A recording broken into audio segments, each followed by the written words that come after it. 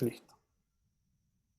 Bueno, entonces estábamos hablando acá en nuestra charla que eh, estas se entienden como las cuatro bases de la vida de la iglesia, ¿verdad? Ahí tenemos Hechos capítulo 2 cuando Pedro y los 12, los 11, los 10 que quedaban, separan, no, en realidad ya habían elegido a Matías ahí, ¿verdad? Pero separan los apóstoles en Pentecostés y Pedro, como representante de ellos, viene y predica. Y cuando él predica, se convierte en 3000. A ver si podemos agarrar el contexto de esto. Se convierte en 3000, conocidísimo esto. Pentecostés, la promesa del Espíritu Santo, Cristo impartido adentro del corazón de los creyentes por medio del Espíritu Santo.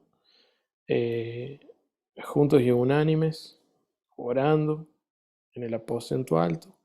Y ahí nace la primera predicación apostólica del nuevo pacto. Eh, ¿Ves? Dice, entonces Pedro poniéndose en pie con los 11. Ah, estaba bien, 11 yo dije, ¿verdad? Alzó la voz y habló diciendo, o sea, acá estaba representado todos los apóstoles, pero uno alzó la voz. Y empezó a predicar, una predica totalmente cristocéntrica donde va a hablar ciertos aspectos, entre ellos el Cristo encarnado, su vivir como hombre, sus padecimientos como hombre, ese mismo Cristo, el Verbo hecho carne, también crucificado, muerto y sepultado, pero resucitado, ascendido, sentado a la diestra del Padre y luego impartido al corazón de los creyentes por medio del Espíritu Santo. Esto predica Pedro y dice, arrepiéntense. Y los tipos se arrepienten. Dice, ¿qué debemos hacer para ser salvos? Bueno, arrepiéntense y dice, y sean bautizados. Y ese día fueron agregados a la iglesia 3000 personas. Perdón que no tengo los lentes, estoy medio lento hoy, pero acá esta vez dice, al oír esto, se compungieron de corazón y dijeron a Pedro y a los otros apóstoles, varones hermanos, ¿qué haremos? Pedro les dijo, arrepentidos y bautícese cada uno de ustedes en el nombre de Jesucristo. El nombre de Jesucristo es la persona de Jesucristo, o sea, hagan una inmersión en Cristo, o sea, sean colocados en Cristo en un bautismo invisible que luego, posteriormente, tiene una manifestación visible. Es necesario bautizarse en las aguas también como un paso de obediencia, ya que eso demuestra o ilustra la realidad espiritual de que fuimos bautizados anteriormente en Él, para perdón de los pecados y recibiréis el don del Espíritu Santo, ¿ok? Porque para ustedes la promesa y para sus hijos y para los que están lejos y para cuantos el Señor nuestro Dios llame. Bueno, y con muchas otras palabras testificaba y exhortaba diciendo, sean salvos de esta perversa generación. Ellos eran esa generación. O sea, en otras palabras, sean salvos de ustedes mismos. Así que los que recibieron su palabra fueron bautizados y se añadieron aquel día como 3000 personas. Oh, tenemos un número grande acá. Y solo en Jerusalén. En Jerusalén se añadieron. Ya había personas orando en el aposento alto y se añadieron ahí al cuerpo de Cristo 3000 personas. ¿Y qué hacía? ¿Cuál era la vida de esas 3000 personas? ¿Cuál era la vida de la iglesia en ese momento? No hacían conferencias, no había congresos, no había eventos evangelísticos, porque esto fue algo espontáneo. Podríamos decir que fue el primero. Pero hacían cuatro cosas, cuatro pilares hay acá, dice el 42. Perseveraban en, número uno, la doctrina de los apóstoles, que es las enseñanzas de los apóstoles, que esto está en la palabra, está en la Biblia, está en las cartas apostólicas, está en... son las enseñanzas de Jesús que los apóstoles reproducen, ¿sí? doctrina apostólica significa la doctrina bíblica, la de los apóstoles de Jesucristo, incluyendo también a Pablo, ¿ok? No es que viene un apóstol o alguien que se dice apóstol y inventa algo en base a una experiencia que tuvo con tres ángeles y no sé, y dos hermanos, y eso ya lo hace doctrina apostólica porque él es apóstol, entonces puede establecer doctrina. No, esta doctrina de la que habla acá, básicamente es lo que escribe Pedro en primera y segunda de Pedro, lo que escribe Pablo a las iglesias que implantó, lo que escribe Santiago en las cartas de Santiago, que es de las más antiguas, primera y segunda de Juan, y ahí tenemos la doctrina apostólica, que es la enseñanza de los apóstoles, que ellos están parados en una palabra que Jesús le da en Mateo 28, que dice, por tanto, de toda autoridad me es dada en el cielo y en la tierra, por tanto, vayan, id, que significa yendo, y prediquen el Evangelio. Hagan discípulos a todas las naciones, bautizándolo en el nombre del Padre, del Hijo y del Espíritu Santo, y enseñándoles que guarden todas las cosas que yo les he enseñado a ustedes. De eso se compone la doctrina apostólica. Hoy en día esa doctrina está cerrada, está en el canon bíblico, está escrita. Por eso, digamos que tenemos todo lo que necesitamos para incursionar en este primer punto de la vida de la iglesia, que sería enseñanza, doctrina. ¿Ok? Luego dice la comunión unos con otros. Otro punto de la vida de la iglesia es comunión. Comunión es disfrute de la vida eterna que nos fue dada, ahora en un marco más elevado y en un marco colectivo. Este marco es el cuerpo de Cristo. Cuando todos los que me están viendo hoy recibieron a Jesucristo, o sea, ustedes en algún punto de su vida escucharon el Evangelio con fe, se arrepintieron no solo de sus pecados, sino de lo que ustedes eran, ¿sí? Entendieron que eran pecadores y que no se podían salvar ustedes a ustedes mismos. Entonces, cuando levantaron sus ojos, el Espíritu Santo les mostró a Cristo crucificado. Y el Espíritu Santo les permitió ver con los ojos de su corazón que hay una solución para nuestro problema, que es el pecado, y hay un Salvador que entregó su vida y se hizo pecado por nosotros. Ese Salvador es Cristo. Una vez que lo recibimos a Él, con Él viene la vida eterna, porque el que tiene al Hijo tiene la vida eterna, pero el que no tiene al Hijo ya está condenado. No porque Dios quiera condenar a los hombres, sino porque los hombres se condenan a sí mismos. Dios dice, yo quise salvarlos, envié a mi Hijo. Ustedes no quisieron aceptarlo. Por eso, de nuevo, porque no envió Dios a su Hijo para condenar al mundo, sino para salvarlo. Y ese es el 17, Juan 3:17. Y Juan 3:16, todos lo conocen, dice, porque de tal manera amó Dios al mundo, que envió a su Hijo unigénito, para que todos, ¿ves?, los que creen en Él, no se pierdan, mas tengan vida eterna. Al recibir a Cristo, el que tiene el Hijo, escribe Juan, tiene la vida. Porque en Él estaba la vida, esa vida Zoe, es la vida eterna. La vida que nos coloca en Cristo, nos transiciona del viejo hombre. Yo me arrepiento de lo que soy, paso por la cruz, soy incluido con Cristo en esa cruz, soy bautizado en su muerte.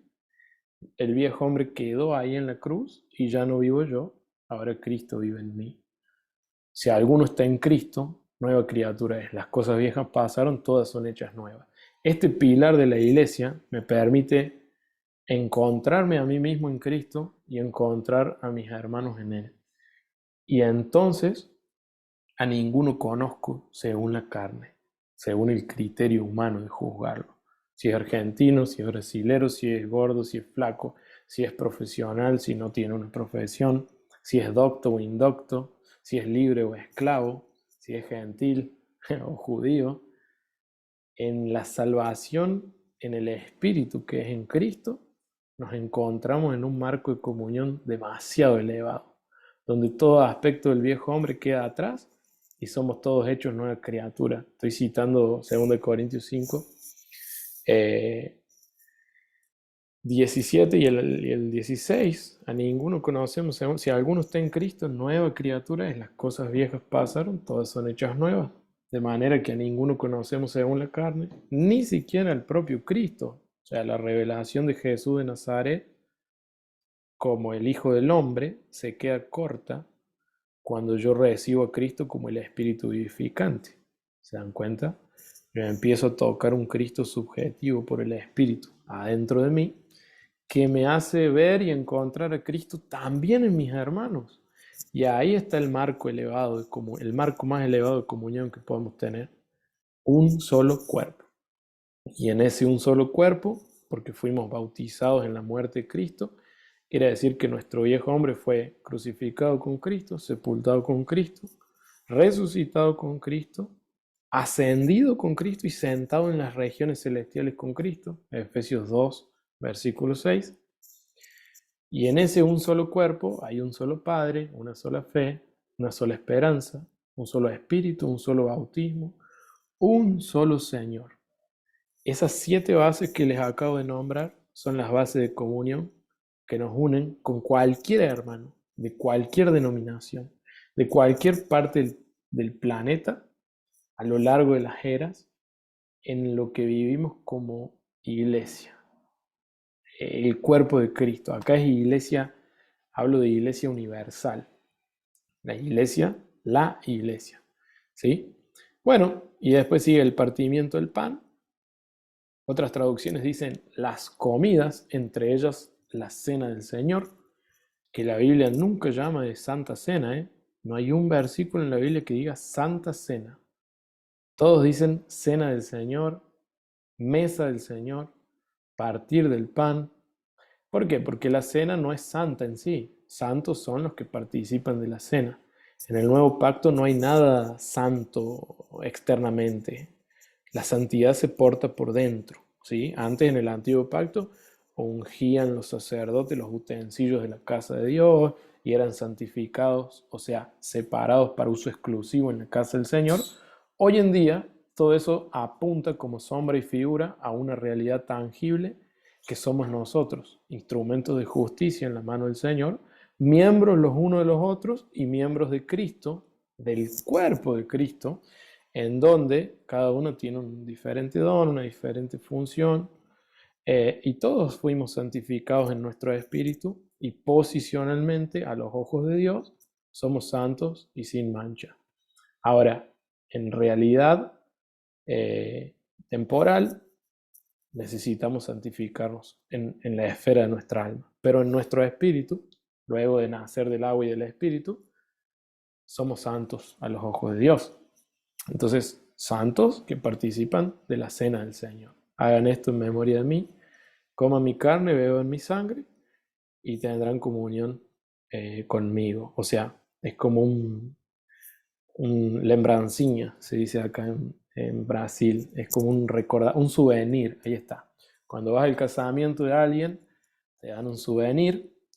Sí, bueno, no sé ahora si dan souvenir o no, pero en la mayoría de los casamientos dan un souvenir y vos pones ese souvenir en tu mueble ahí de adorno en tu casa y cada vez que ves el souvenir te acordás de ese casamiento.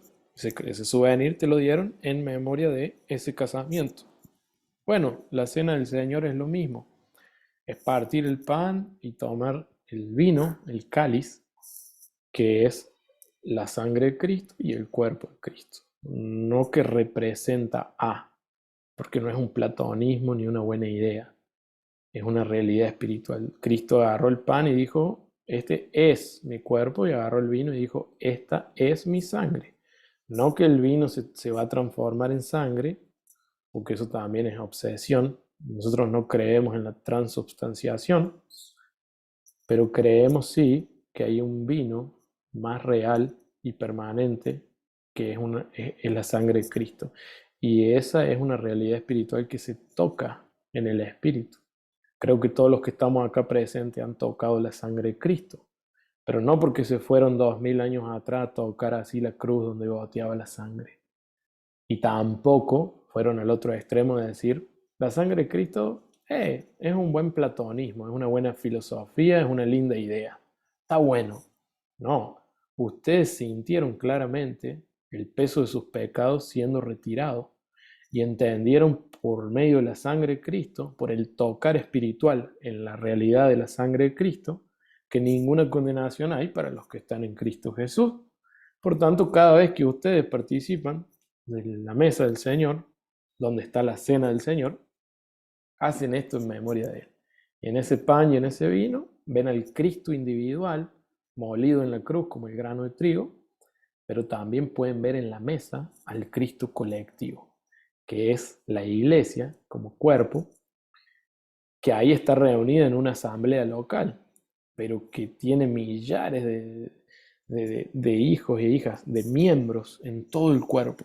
Por eso la mesa del Señor nunca se puede cerrar bajo una exclusividad o bajo una denominación. Tipo, si no sos de mi denominación, no participas de la mesa.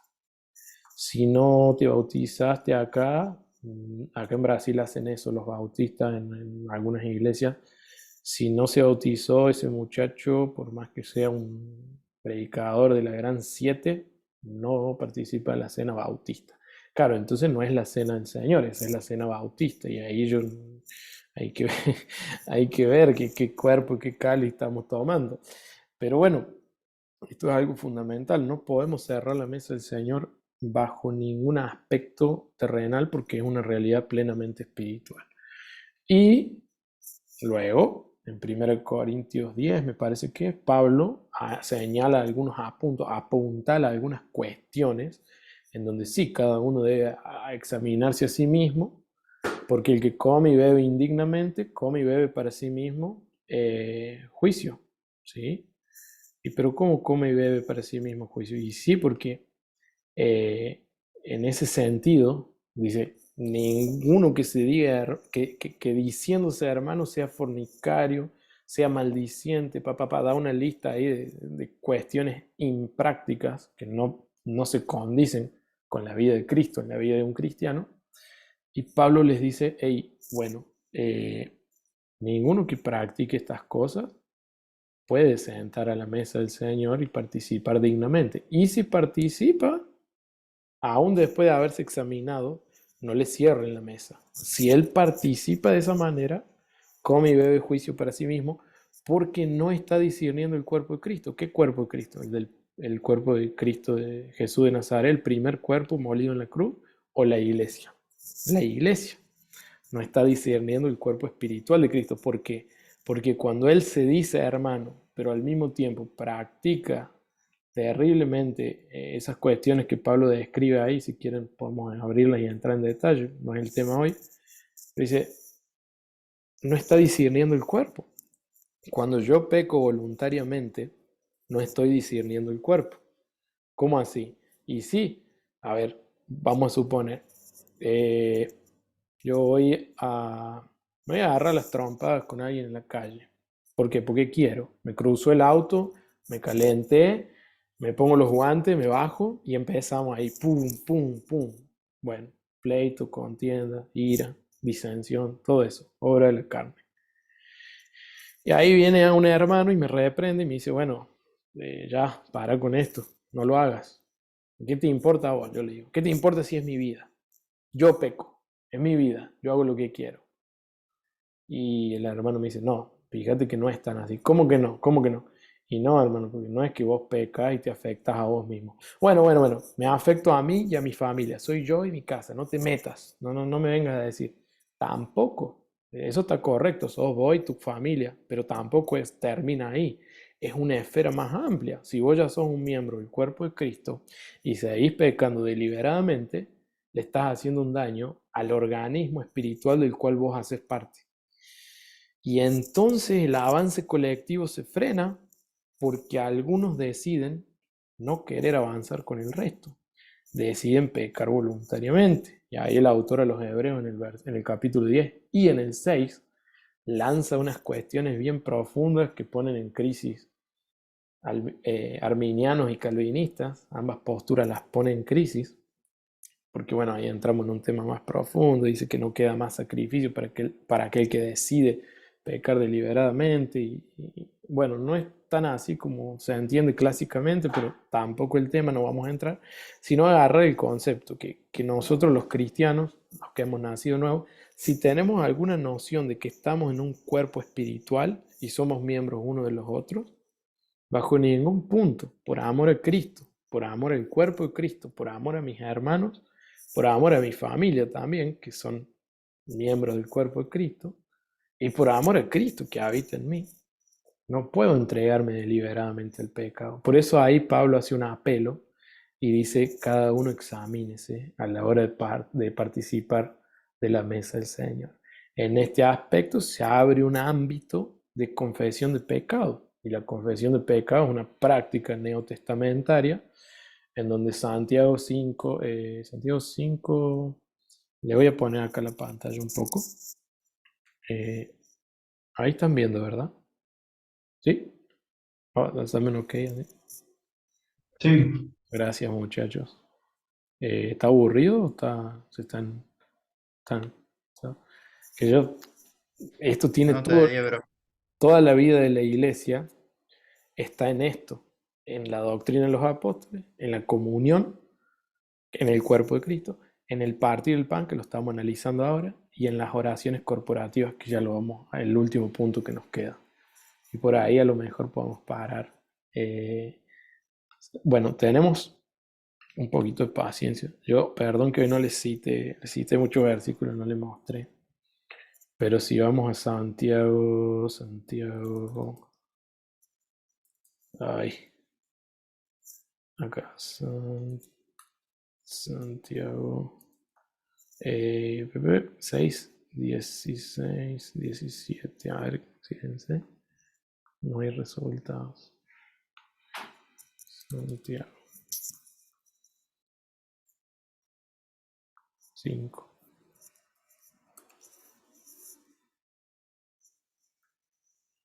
acá. Sí, está bien, hello. Ah, no quieren que tenga el bloqueador de anuncios. Bueno,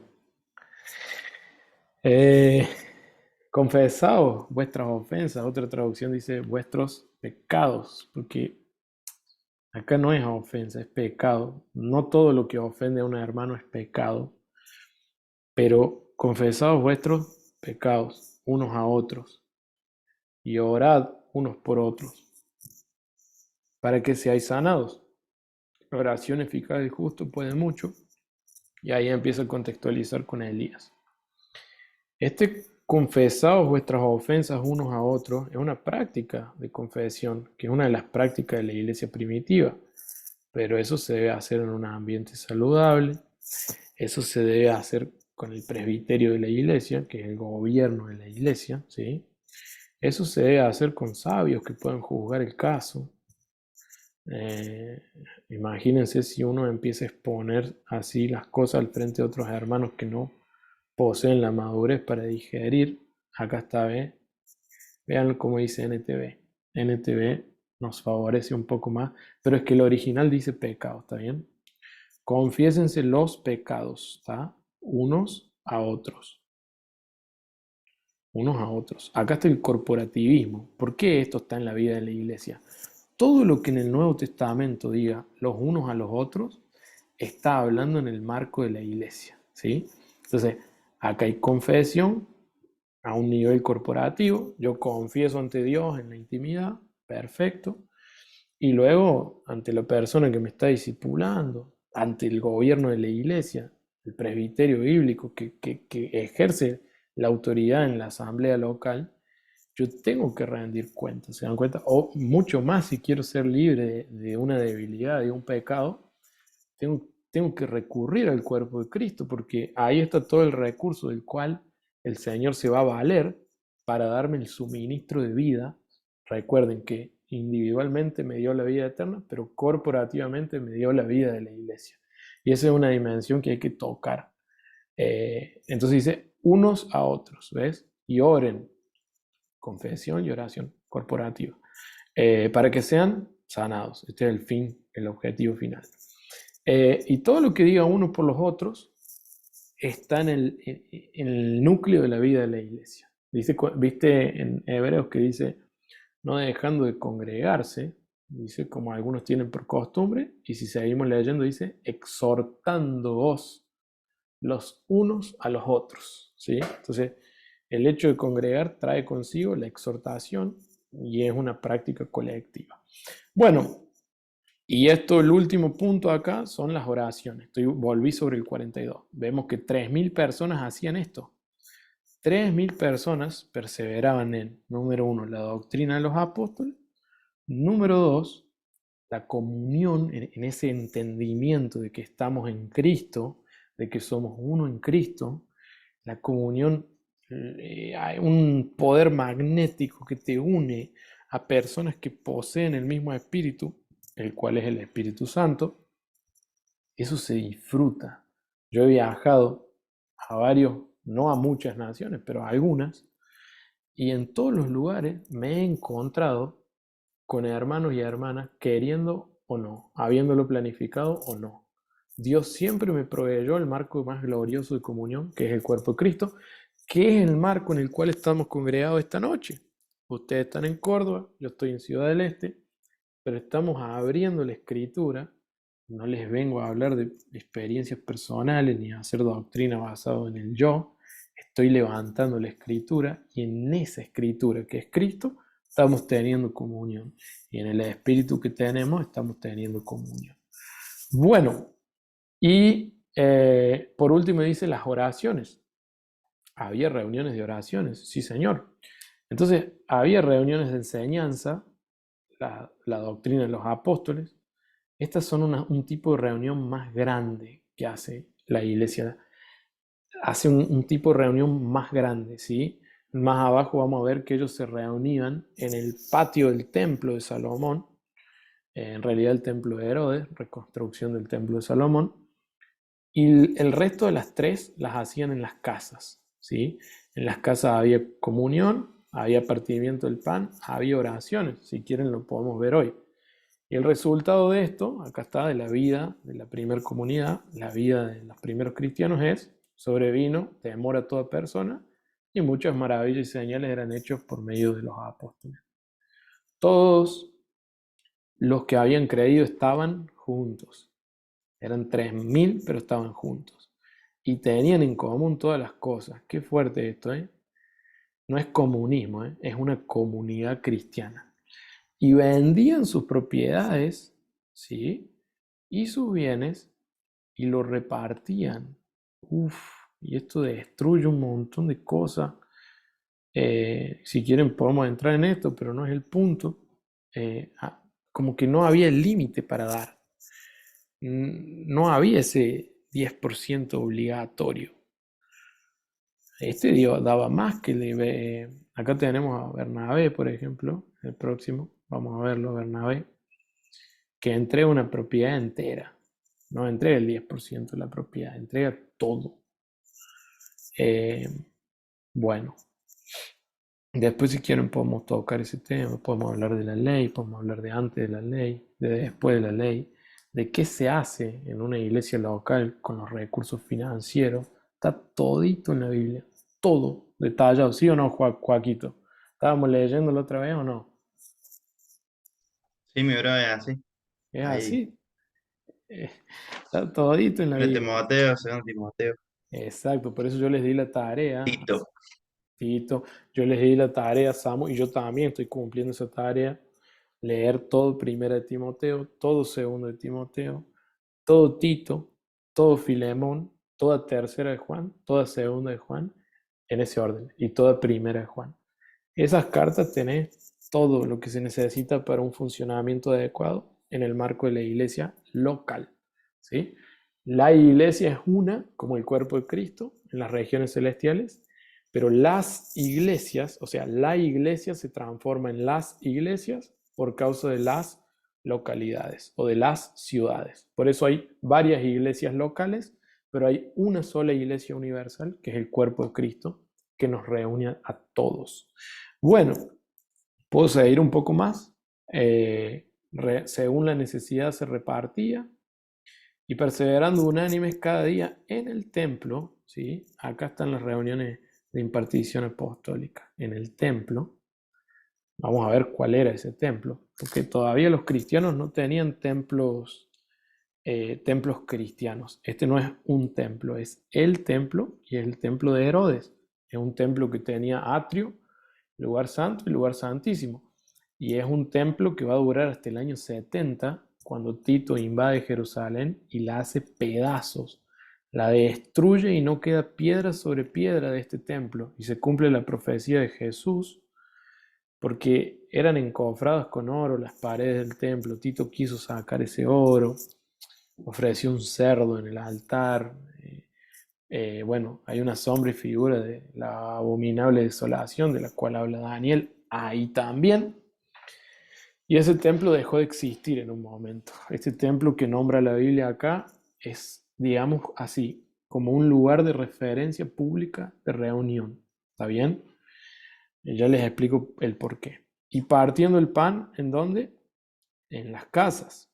¿Sí? Comían juntos con alegría y sencillez de corazón, alabando a Dios, teniendo favor con todo el pueblo. Y, y ellos no, ¿eh? El Señor añadía cada día a la iglesia en Jerusalén los que habían de ser salvos. Esta es la iglesia primitiva o la primera iglesia local, ¿sí? Desde Jerusalén, Judea, Samaria y hasta los confines de la tierra.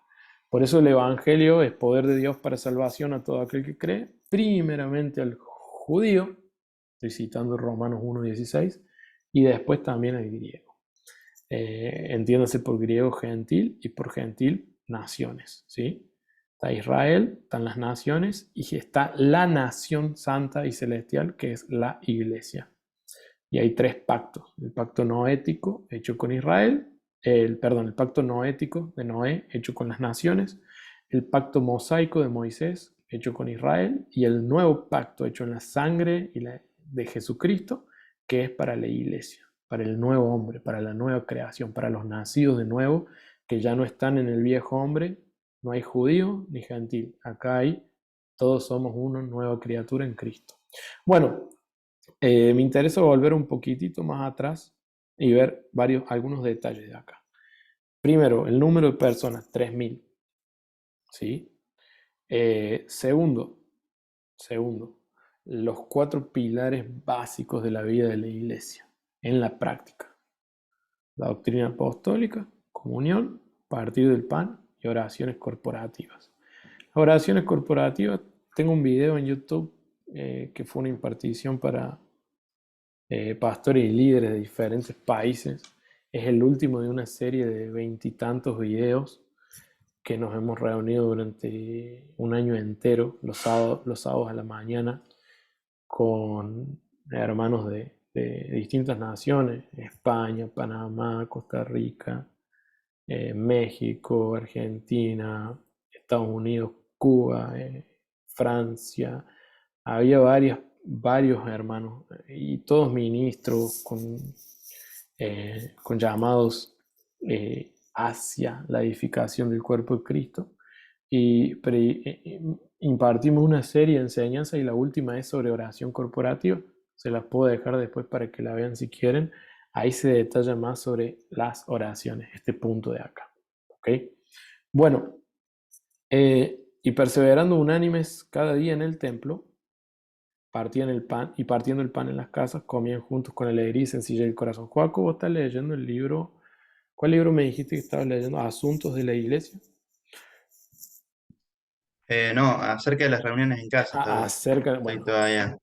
en ese libro vas a leer eh, Witness Lee, que él plantea sobre dos tipos de reuniones. Una reunión más grande y otras reuniones más pequeñas. En las reuniones pequeñas que acontecen en los hogares son el sustento y la base de toda iglesia local. Entonces, estas 3.000 personas replicaban en sus casas, congregados, un mensaje cuya centralidad y contenido era Cristo, el cual tenemos acá una radiografía de ese mensaje que está acá, que es la primera predicación de Pedro. Lo que escucharon estos 3.000, volvieron a las cuatro bases y en sus casas hablaban de esto. ¿Sí? Acuérdense que todavía no había Biblia escrita en ese momento, no había Biblia escrita de la parte del Nuevo Testamento. Hoy tenemos una ventaja grandísima respecto a ese momento. Sin embargo, bueno, tenían ahí un un lugar público de reunión que era el templo. Acuerden que los cristianos no eran bien vistos en el templo, ¿eh?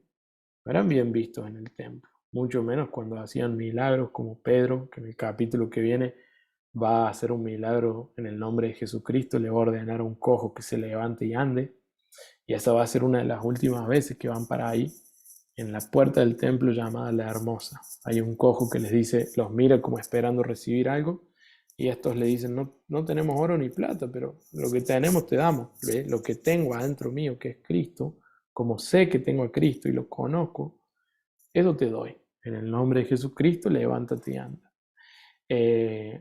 Bueno, y ahí tenían ese lugar de reunión pública más amplio, donde se reunían eventualmente los 3000 y luego ellos se reunían en las casas.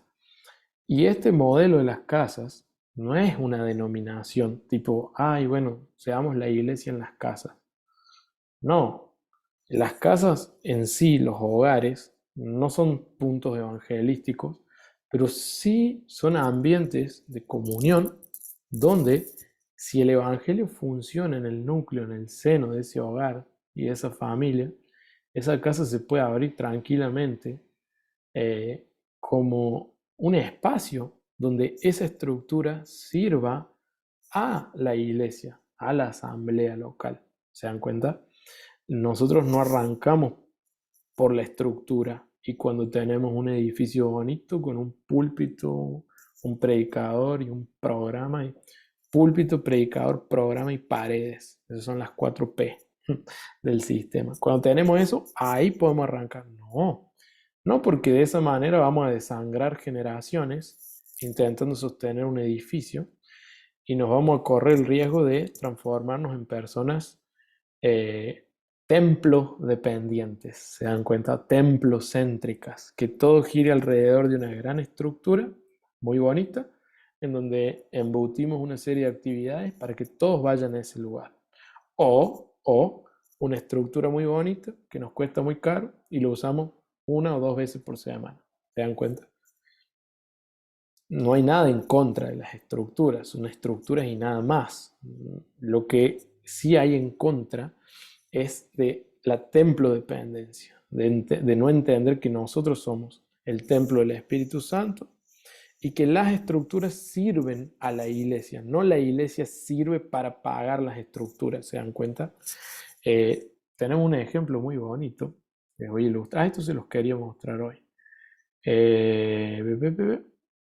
A ver si encuentro acá. Ay, ojalá que encuentre. Les mandé a ustedes, chicos, en el grupo. Acá. A ver si encuentro. Ustedes no están viendo mi pantalla ahí, ¿verdad? No. Ok. Ay, pucha. Creo que compartir pantalla. Acá. Ahí. A ver si se me carga. Acá tenemos el grupo. Bueno. Ven, eso es una reunión nuestra de domingo. Eso es una reunión nuestra de domingo. Nosotros estamos implantando asamblea local acá en Ciudad del Este,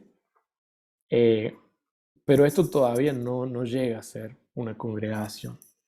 Todavía no llega a ser una congregación. No tiene un gobierno, un presbiterio bíblico. No hay presbíteros que la manejen. ¿Me explicó? Por ahora, esto que pasa ahí que ven en la foto, Joaquito, ¿te acuerdas cuando hablábamos? Samu también, y los chicos. Esto se llama obra apostólica, sigue siendo una obra apostólica. Cuando la obra apostólica da a luz una iglesia local, la obra apostólica se retira y la iglesia local comienza a funcionar con el gobierno de la iglesia, ¿sí? Mientras tanto, vamos aprendiendo el contenido de nuestras reuniones, que es Cristo, vamos calentando los motores y acá está la foto que yo les quería mostrar. Esto hace parte de una de las reuniones, del tipo de reuniones que tenemos, que son reuniones de doctrina. Las reuniones de doctrina, primer pilar, son reuniones de enseñanza. En esas reuniones, por lo general, hay una persona activa y el resto están pasivas escuchando. En las reuniones de iglesia local es al revés. Casi ninguno está pasivo y todos están activos ministrando. Y si uno tiene salmo, todos cantamos con él. Y si uno tiene doctrina, él enseña y lo escuchamos. Luego complementamos, dice Pablo, de uno por vez. ¿Sí? Si uno tiene lenguas, no hable si no hay alguien que lo interprete, pues si no va a creer que están todos locos. Pero se hágase de a uno por vez. Después dice, ¿tienen todos dones de sanidad? No, pero el que tiene, ore para que si hay alguien enfermo, ¿se dan cuenta? Entonces, por parte se va haciendo algo dinámico, donde no hay espectadores, sino hijos e hijas de Dios centrados en Cristo que dan contenido a esa reunión. Y esto acontece en las casas. Eso es lo más fuerte de la iglesia local. Bueno, acá yo les quiero mostrar esta otra foto. ¿Ven esto? Este lugar ahí, ese predio, son unas oficinas donde yo trabajo. Yo trabajo para una marca que se llama Kelme, que es de España. Y esas oficinas de Kelme nos sirvieron como una sala de aula para llevar esta instancia de la escuela que está acá, ¿ves? Yo les tomé un examen, pero no un examen así tipo, si lo desaprueban se van al infierno. No, esa hoja estaba toda hecha como si fuera una persona que está encarando a estos estudiantes y quiere ser discipulada por esos estudiantes. Y les hace diversas preguntas sobre fundamentos de la fe cristiana que hemos venido aprendiendo a lo largo de estos 3 últimos meses, y hemos cerrado unos contenidos de doctrina apostólica en reuniones de enseñanza, y esa era una instancia evaluativa, ¿verdad? Y miren acá qué bonito, porque nosotros no pusimos un centavo para tener una escuela. Esta escuela funciona online y a veces las partes presenciales en las casas. Pero en esta ocasión, gracias a que se abrieron estas oficinas donde yo trabajo y la jefa que financia esto, Dios la tocó a través de nuestra predicación, nació de nuevo y la bautizamos. Ella dio esta oficina y dijo, esto se va a usar para la iglesia. Este predio va a servir a la iglesia. Y ahí yo veo un sueño hecho realidad. Y un sueño no, veo el patrón bíblico. Hoy yo le estaba mandando a los hermanos de Ciudad del Este una reflexión basada en Hechos 19. Si quieren después se las mando al grupo. Donde la estructura sirve a la iglesia. No la iglesia se desangra para bancar una estructura. Y entonces la iglesia como que desarrolla una doctrina de diezmo y ofrenda fuertísima para inducir a las personas y apretarlas, porque si no, estamos hasta las manos. Llegan las cuentas y no tenemos con qué sostener. Y en la iglesia hay viudas, hay huérfanos, hay hermanos que no llegan a fin de mes. Y cuando vienen a pedir, la iglesia le dice, voy a orar por vos, solamente eso. Siendo que en la iglesia primitiva acabamos de ver que no había ese patrón. Estaban todos suplidos porque tenían todo en común y hacían funcionar las estructuras que ellos tenían para el bien común de la iglesia. Vamos a Hechos 19 un poquito. Acá va a saltar ese pop-up de nuevo, porque yo no voy a desactivar mi adblock. Pablo en Éfeso, por ejemplo. Miren qué bonita ilustración esto. Y acá yo me emocioné porque mi compañero de trabajo, que es cristiano también, me dijo, mira, bro, justo hoy vinieron a pintar las oficinas y hoy que va a ser la primera clase de la escuela acá, qué loco, parece que Dios les preparó todo, ¿no? Sí, le digo, gracias por hacérmelo ver. Es una estructura sirviendo a la iglesia. Y así es, si el día de mañana nos tenemos que ir de ahí, no hay ningún problema. No es que nosotros nos congregamos ahí, pero ese es un ambiente propicio para la enseñanza, como lo era acá la escuela de Tirano con Pablo. Déjenme meter algo más actualizado. A ver, voy a meter la 95, a ver si está un poco más actualizado. Reina Valera 95 sirve. Aconteció que entre tanto Apolo estaba en Corinto Pablo entonces, después de recorrer las regiones superiores, vino a Éfeso, ¿sí? Una ciudad en Grecia, dentro de Atenas, me parece, estaba Corinto y estaba Éfeso, sí, en la antigua Grecia. Y hallando a ciertos discípulos, miren que Pablo encontró unos discípulos, no los hizo de cero, los encontró. Pero les preguntó, ¿recibieron el Espíritu Santo cuando creyeron? Y ellos le dijeron, ni siquiera habíamos oído que hubiera Espíritu Santo. A la miércoles. ¿Están habitados por quién? Entonces dijo, ¿en qué pues fuisteis bautizados? Ellos dijeron en el bautismo de Juan. Dijo Pablo, Juan bautizó con bautismo de arrepentimiento. Miren que acá Pablo va a aclarar que el bautismo de Juan no es el mismo que ordenó Jesús. El bautismo de Juan es un bautismo preliminar de arrepentimiento del pueblo judío, preparando el camino en el ministerio de la recomendación, apuntando a aquel que es el Cordero de Dios que quita el pecado del mundo. Entonces, bautismo de Juan lo dejemos afuera. El bautismo que Jesús indicó que hay que hacer también es en las aguas, pero no es el de Juan, porque el de Juan era para judíos, era un rito judío. Acá, sin embargo, estamos en Éfeso, en Grecia.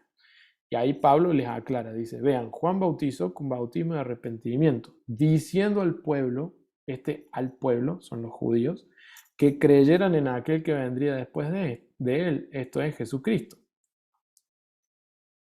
Punto y aparte. Después que oyeron esto, pasó algo, porque dice, cuando oyeron esto, fueron bautizados en el nombre del Señor Jesús. En la persona. Nombre siempre significa persona. ¿Está bien? Y habiéndoles impuesto las manos, miren la imposición de manos, Pablo, habiendo impuesto Pablo las manos, vino sobre ellos el Espíritu Santo, ¿ok? Y hablaban en lenguas y profetizaban. Entre todos eran unos 12 hombres. Fíjense porque esto es demoledor. Estos 12 hombres van a dar vuelta a la ciudad de Éfeso y según teólogos e historiadores, estos 12 hombres son la segunda camada de padres de la iglesia. Orígenes, Tito, Timoteo, Policarpo, todos esos salen de esta escuela que Pablo va a comenzar. ¿Cómo? ¿Qué escuela? Un minuto de paciencia, vean acá, 8.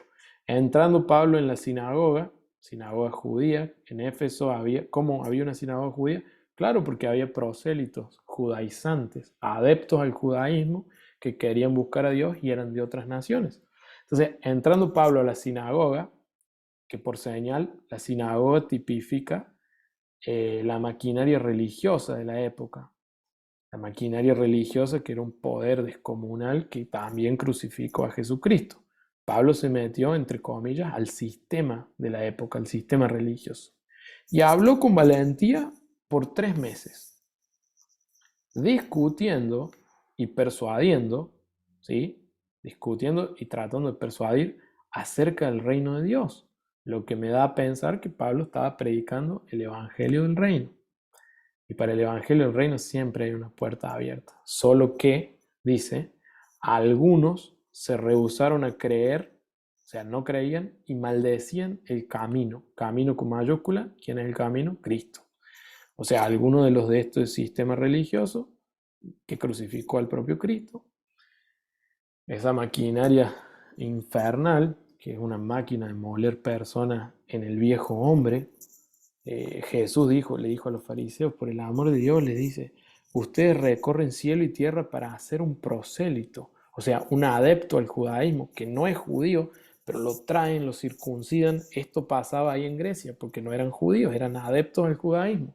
Ustedes, dice Jesús, recorren cielo y tierra para hacer un adepto, y cuando lo convencen lo hacen 100 veces más hijo del infierno que ustedes. ¿Qué les pasa? ¿Qué les pasa, fariseos? Les cierran la puerta del reino a los que quieren entrar. Y ustedes que la deberían tener abierta no entran. ¿Cuántos leyeron a Jesús hablando de eso en la Biblia? Oh, muy bien. Ahí Abel levantó la mano. Dice, 3 meses discutiendo el evangelio del reino.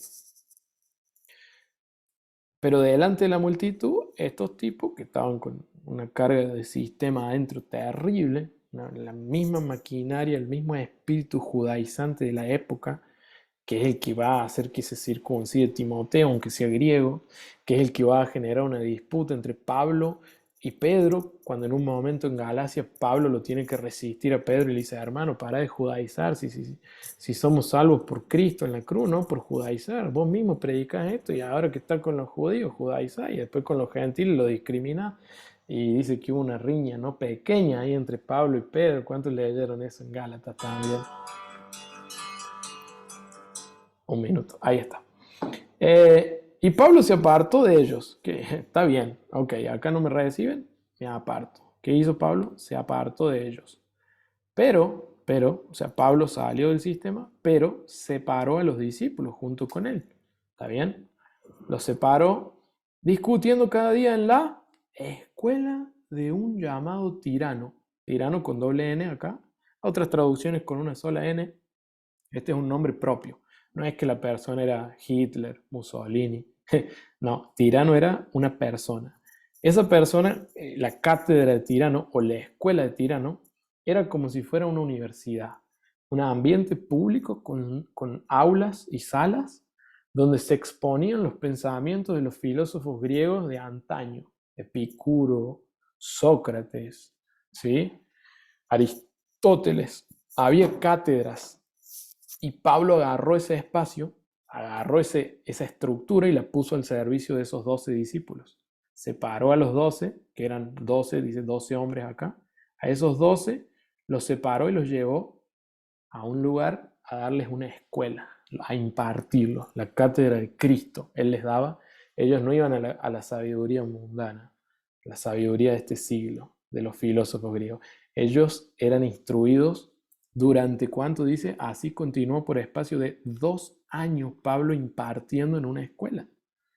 Si quieren fundamento teológico para una escuela, el fundamento bíblico para una escuela teológica, acá está. Aunque, siendo honestos, si la teología entendemos que teología es estudiar a Dios, Dios es imposible de ser sondeado, Él es infinito, pero si entendemos que la teología es el estudio de las escrituras, y las escrituras son inspiradas por Dios, útiles para redarguir, útiles para instruir a todo buen hombre en obras de justicia, entonces sí, necesitamos escudriñar las escrituras y entenderlas y darles una aplicación práctica, ¿sí? Entonces en eso Pablo instruía en la escuela de Tirano, ¿está bien? Entonces acá hay otra estructura que sirve a la iglesia. Se le abrió una puerta a Pablo ahí. Siempre que alguien cargue el evangelio del reino, Dios le va a abrir una puerta. Porque Cristo es el que tiene la llave de David, que abre puerta y nadie cierra, y cierra puerta y nadie abre. Pero estas son puertas espirituales, no es que Dios te va a abrir una puerta, levante su mano, ahí te va el 0 kilómetro, ahí te viene, te abre la puerta de un 0 kilómetro, entra por la fe, recibirlo. No, no, no. Esta es una puerta para la predicación del evangelio del reino. Jesús le dice a la iglesia de Filadelfia, que es la iglesia del amor fraternal, he abierto una puerta en favor de ti. Yo soy el que tiene la llave de David. Cierro puerta y nadie abre, abro puerta y nadie cierra. He abierto una puerta. Léanlo, Salmo, después con Joacu, Apocalipsis capítulo 3, iglesia de Filadelfia, que es la iglesia que buscamos ser.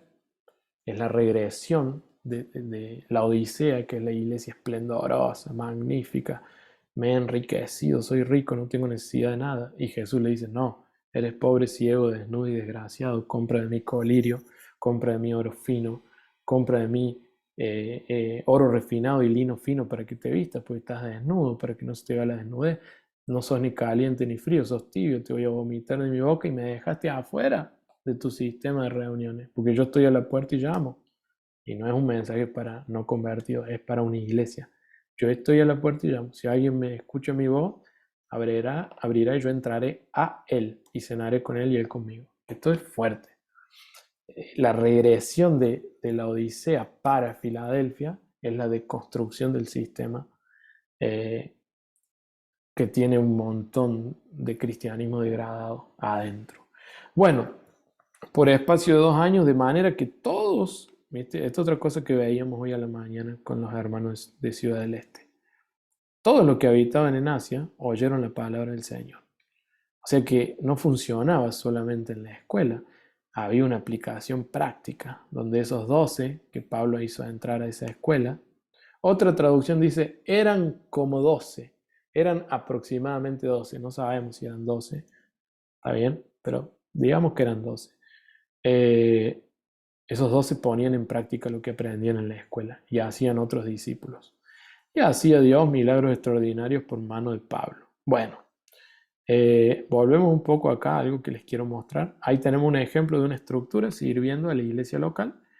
Y si nos vamos a ver un poco más adelante, a partir de Hechos 13 en adelante, que es el envío apostólico de Pablo y Bernabé, que nos hemos cansado de verlo con Joaco y Sam, ya están cansados, les puedo mostrar que Colosenses, ahí, les puedo mostrar un poco, si me dejan acá, a dónde se reunían la iglesia local, por lo menos las implantadas por Pablo, ¿verdad?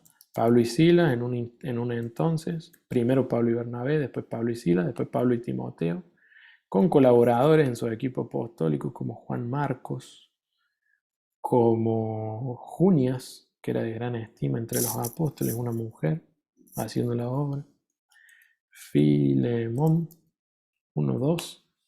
¿Qué más podemos ver? 1 Corintios 16, 19.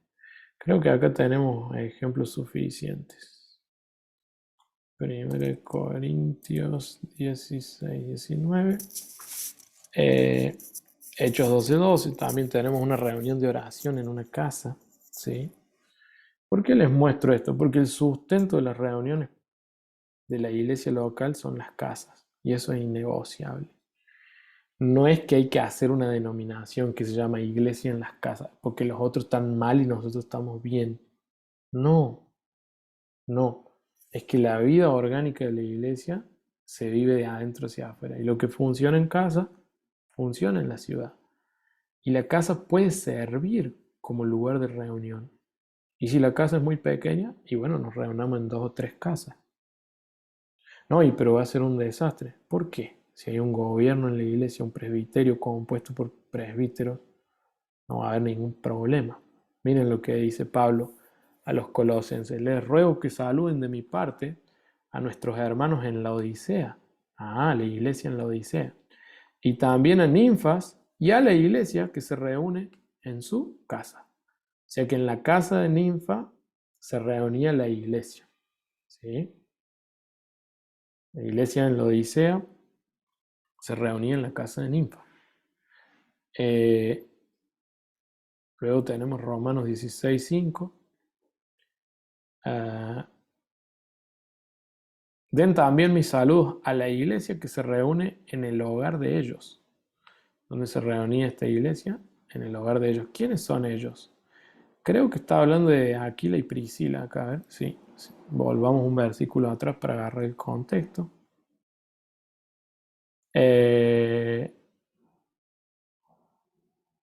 Ok. No dice. Arriesgaron, sí, son Priscila y Aquila. Volvamos al 3, un poquito más atrás. Acá está. Den mis saludos a Priscila y Aquila. Bien. Mis colaboradores en el ministerio de Cristo. Colaboradores en la obra apostólica. Priscila y Aquila. De hecho, ellos una vez arriesgaron su vida por mí. Yo les estoy agradecido, igual que todas las iglesias de los gentiles. ¿Sí? Den también mis saludos a la iglesia que se reúne en el hogar de ellos. O sea que en el hogar de Priscila y Aquila era utilizada esa estructura, le servía a la iglesia la asamblea de aquella localidad. ¿Sí? Entonces, la iglesia que se reúne en el hogar de ellos. Saluden a mi querido amigo Epeneto. Él fue el primero de toda la provincia de Asia que se convirtió en seguidor de Cristo. Dato interesante. Filemón 1:2, carta pastoral también para Filemón. ¿Qué le dice Pablo a Filemón? A nuestra hermana Apia, saludos. A Arquipo, nuestro compañero en la lucha. Y a la iglesia que se reúne en tu casa, Filemón. A todos los hermanos. Mándale un saludo. ¿Ves? Acá el enfoque es mándale un saludo. Pero nosotros podemos extraer de la escritura que la iglesia también se reunía en casa de Filemón. Filemón era uno de los presbíteros de una de las iglesias locales, uno de los que componían el gobierno de esa iglesia local, ¿sí? Filemón. Filemón necesitaba arreglar algunas cosas ahí que había defectuosas, ¿sí?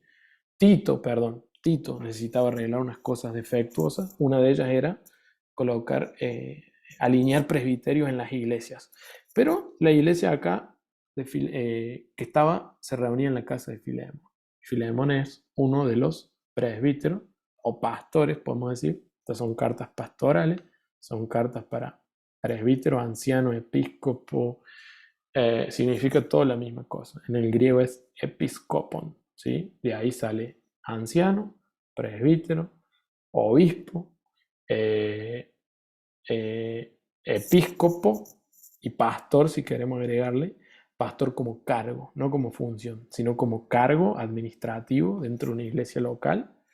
Ese sí es el presbítero, que es lo mismo que el anciano, ¿sí? Que no puede un solo anciano, un solo presbítero dirigir una congregación, en ninguna manera. El modelo bíblico dice que si una persona sola es al mando de una congregación, se ensoberbece fácilmente. Entonces dos valen más que uno, cordón tres dobleces no se rompe fácilmente. En la Biblia podemos ver presbiterios armados entre 3 presbíteros, 4, 5, ¿sí? ¿Que quiénes son? Simplemente los cristianos que han alcanzado más madurez en esa localidad, y a la hora de la obra apostólica implantar la iglesia, el Espíritu Santo designa a estos señores como la expresión del gobierno de la iglesia. Ahí el apóstol, ¿qué hace? Desaparece del mapa y ya no es más obra apostólica. Ahora es una iglesia local en el gobierno de los presbíteros. Último, 1 Corintios 16, 19. Saludos finales de Pablo a las iglesias de aquí. Oh, ahora en Corinto también había otra casa. Sí, las iglesias de aquí en la provincia de Asia les mandan saludos en el Señor, igual que Aquila y Priscila, y todos los demás que se congregan. ¿Dónde se congregan? En la casa de ellos, para las reuniones de iglesia. Más claro, échale agua. Imposible. Las casas funcionaron siempre, pero no como centro evangelístico para ganar personas y después conectarlas con una estructura mayor, no, sino como un lugar donde se vive el evangelio del reino, primeramente en los que habitan en esa casa, y luego esa casa sirve como contención, como soporte, como estructura, como predio para los fines que es congregarse, ¿sí? Y, por ejemplo, tenemos acá una reunión de oración. ¿Quieren que la veamos? Hechos 12, 12, 12. Hechos 12. Vamos para allá. Pedro encarcelado. Herodes, hijo, ya mató a Santiago, lo mató, ¿sí? Santiago muere como un mártir.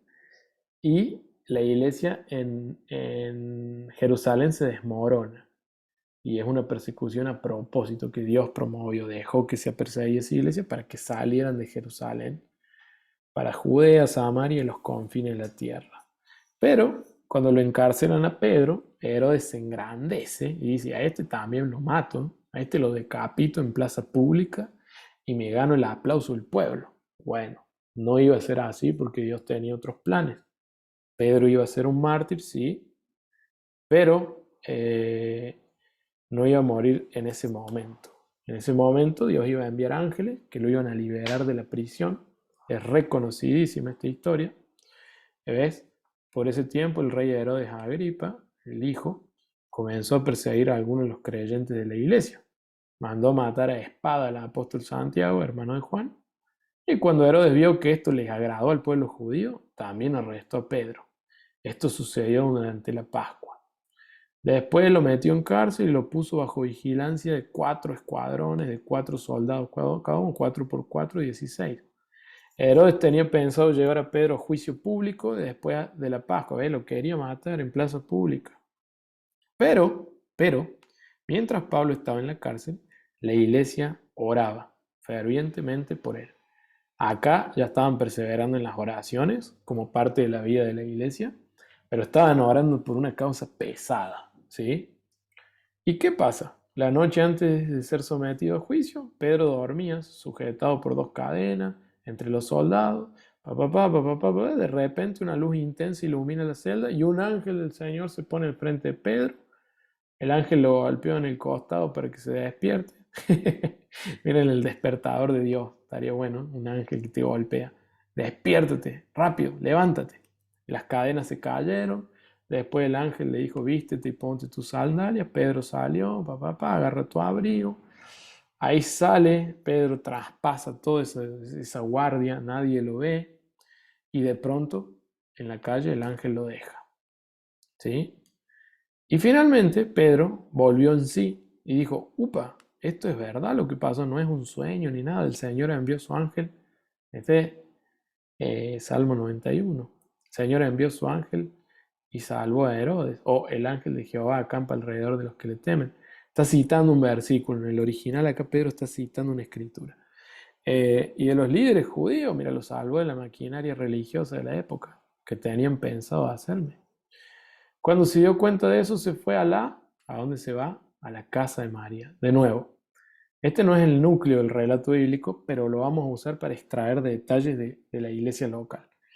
La madre de Juan Marcos. Juan Marcos, colaborador, misionero de las obras apostólicas de Pablo, del equipo apostólico de Pablo.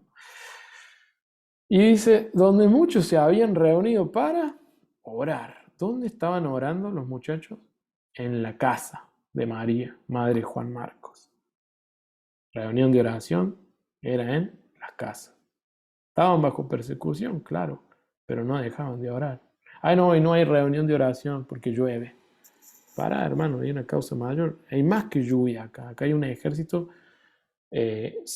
custodiando a uno de los mayores líderes y otro de los mayores. Los tres pilares de la iglesia en Jerusalén, los tres presbíteros eran Pablo, Pedro y Santiago. Perdón, Pablo no, Juan, Pedro y Santiago. Esos eran los tres pilares de la iglesia en Jerusalén, los tres presbíteros. Y uno lo matan, ¿sí? Y a otro lo meten preso. ¿Daba para la iglesia juntarse a hacer reunión de oración? Claro que daba. Bueno, y ahí tenemos esta historia que toca la puerta, lo atiende una niña que se llama Rod, una sirvienta, dice acá la traducción. Reconoció la voz de Pedro, se alegró tanto que en vez de abrir la puerta, corrió hacia adentro y le dijo a todos, Pedro está a la puerta. Y le dijeron, ¿estás loca? ¿Cómo estás loca? ¿Vos no le estás orando a Dios para que liberen a Pedro? Sí, lo liberaron. ¿Cómo que estás loca? Ella insistió y llegaron a la conclusión que debe ser su ángel. Ey, esto es poderoso. Un amigo tradujo un libro que habla del gobierno de los ángeles y de la vida de la iglesia y cómo los ángeles participan de las reuniones de iglesia que son cristocéntricas e incluso hay cosas del evangelio que ellos están viendo a Dios en la gloria, pero no se les reveló el sacrificio de Cristo en la cruz. Y escuchan las grandezas y las profundidades de Cristo en las reuniones de iglesia. Y en la iglesia primitiva era muy común hablar de ángeles, del gobierno de los ángeles, de administración angelical. De hecho, en Colosenses se fueron para el otro lado y empezaron a hacer culto a los ángeles. Había una interacción fuerte con el gobierno de los ángeles. Y esto es un tema demasiado profundo, pero tiene que ver también con la iglesia. Bueno, se abrió la puerta, Bueno, y ahí está. Después, obviamente, la disciplina de Dios baja sobre Herodes y Herodes se muere comido por gusanos. Impresionante la medida de justicia que tenía la iglesia local de esa época. Qué poderoso. Bueno, está bien por acá. Vamos a parar la grabación.